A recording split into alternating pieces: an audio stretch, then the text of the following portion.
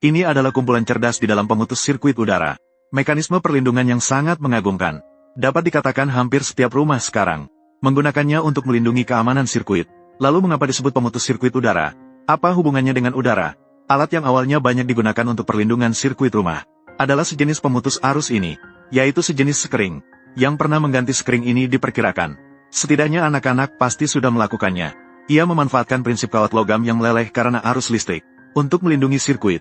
Meskipun sederhana dan dapat diandalkan, biaya produksinya rendah. Namun setelah meleleh harus diganti secara manual, dan tidak dapat dikontrol secara akurat, dan tidak memiliki kemampuan pemadam busur. Jadi, ia telah secara bertahap digantikan oleh pemutus sirkuit udara.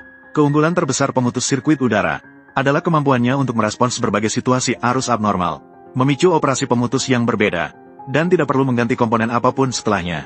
Umurnya juga panjang. Mari kita lihat bagaimana cara kerjanya.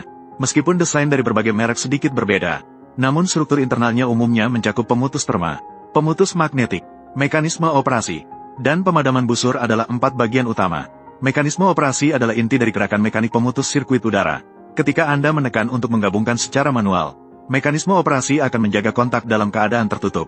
Di antaranya, pegas penyimpan energi terkompresi, dan dikunci oleh perangkat pengunci, menjaga pegas dalam keadaan penyimpanan energi. Saat itu, arus akan mengalir melalui pemutus terma dan pemutus magnetik. Mari kita lihat terlebih dahulu pemutus terma. Intinya adalah sebuah lempengan logam gandeng, terbuat dari 2 jenis logam yang ditekan bersama. 2 logam ini memiliki kemampuan pengembangan dan penyusutan termal yang berbeda. Kecepatan pengembangannya juga berbeda. Oleh karena itu, ketika mereka ditekan bersama dan dipanaskan, itu akan membuat seluruh lempengan logam perlahan-lahan melengkung.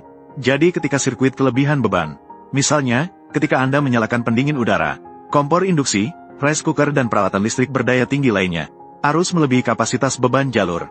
Pada saat itu, arus akan perlahan-lahan memanaskan lempengan logam gandeng. Ekspansi yang tidak merata akan membuatnya melengkung perlahan.